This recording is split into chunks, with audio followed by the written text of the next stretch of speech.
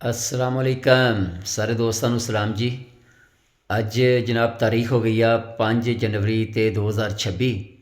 ਤੇ ਅੱਜ ਦੇ ਅਖਬਾਰ ਦੇ ਵਿੱਚ ਮੈਂ ਜਨਾਬ ਇੱਕ ਖਬਰ ਪੜ੍ਹੀ ਹੈ ਤੇ ਉਹਦੇ ਵਿੱਚ ਮੈਂ ਪੜ੍ਹਿਆ ਕਿ ਪਾਕਿਸਤਾਨ ਨੇ ਇੱਕ ਨਵਾਂ ਰਿਕਾਰਡ ਬਣਾ ਦਿੱਤਾ ਤੇ ਮੇਰੇ ਨੌਜਵਾਨ ਜਿਹੜੇ ਦੋਸਤ ਆ ਨਾ ਉਹ ਇੰਨੇ ਖੁਸ਼ ਨਾ ਹੋਵੋ। ਇਹ ਪਾਕਿਸਤਾਨ ਨੇ ਕੋਈ ਰਿਕਾਰਡ ਕ੍ਰਿਕਟ ਜਾਂ ਕਿਸੇ ਖੇਡ 'ਚ ਨਹੀਂ ਬਣਾਇਆ। ਇਹ ਜਨਾਬ ਰਿਕਾਰਡ ਬਣਾਇਆ ਕਿ 2025 ਦੇ ਵਿੱਚ ਪਾਕਿਸਤਾਨ ਨੇ 55,72,000 ਪਾਸਪੋਰਟ ਜਾਰੀ ਕੀਤੇ ਹੈ ਅਤੇ ਜਿਹਦੇ ਵਿੱਚ ਤਕਰੀਬਨ ਪੌਣੇ 33 ਲੱਖ ਨਾਰਮਲ ਕੈਟਾਗਰੀ ਅਤੇ ਤਕਰੀਬਨ 18.5 ਲੱਖ ਜਿਹੜਾ ਉਹ ਅਰਜੈਂਟ ਕੈਟਾਗਰੀ ਦੇ ਵਿੱਚ ਜਨਾਬ ਪਾਸਪੋਰਟ ਜਿਹੜੇ ਜਾਰੀ ਹੋਏ ਆ। ਅਤੇ ਇਹ ਹੁਣ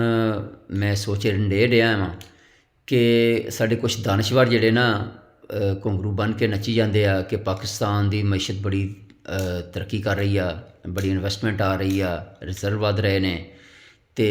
ਦੂਸਰੀ ਤਰਫ ਜਨਾਬ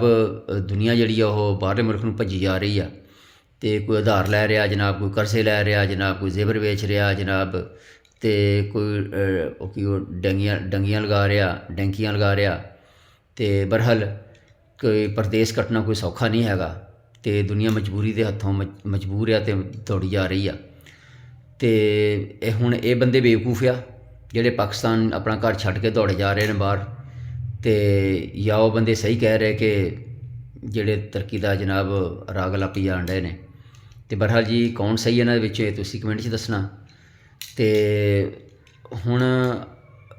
ਫਰਜ਼ ਕਰੋ ਅਗਰ 9-10 ਲੱਖ ਬੰਦੇ ਨੇ ਹਾਲੇ ਜਹਾਜ਼ ਦੀ ਖਿੜਕੀ ਨੂੰ ਨਹੀਂ ਵੀ ਹੱਥ ਪਾਇਆ ਅਤੇ ਪਾਸਪੋਰਟ ਹੀ ਬਣਾਏ ਹੋਣ ਅਤੇ ਫਿਰ ਵੀ ਕੋਈ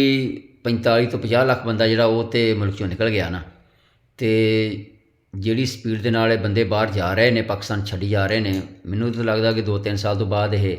ਪਾਕਿਸਤਾਨ ਉੱਦਾਂ ਹੀ ਖਾਲੀ ਹੋ ਜਾਣਾ ਅਤੇ ਫਿਰ ਇੱਥੇ ਜਨਾਬ ਸੁੰਨੀਆਂ ਗਲੀਆਂ 'ਚ ਇਕੱਲਾ ਮਿਰਜ਼ਾ ਯਾਰ ਹੀ ਫਿਰੂਗਾ ਜਾਂ ਫਿਰ ਬਾਹਰੋਂ ਆਵਾਮ ਲਿਆ ਕੇ ਵਸਾਉਣੀ ਪਏਗੀ ਇੱਥੇ ਜਨਾਬ, ਫਿਰ ਹੀ ਕਾਰੋਬਾਰ ਜ਼ਿੰਦਗੀ ਚੱਲਣਾ ਲੱਗਦਾ ਮੈਨੂੰ। ਅਤੇ ਬਹਰਹਾਲ ਜੀ ਕੁਛ ਵੀ ਹੋਵੇ, ਪਾਕਿਸਤਾਨ ਦੇ ਨਾਮ ਇੱਕ ਰਿਕਾਰਡ 'ਤੇ ਲੱਗ ਗਿਆ ਅਤੇ ਰਿਕਾਰਡ ਜਨਾਬ ਰਿਕਾਰਡ ਹੁੰਦਾ ਅਤੇ ਜਿੱਦਾਂ ਡਿਗਰੀ ਹੁੰਦੀ ਹੈ।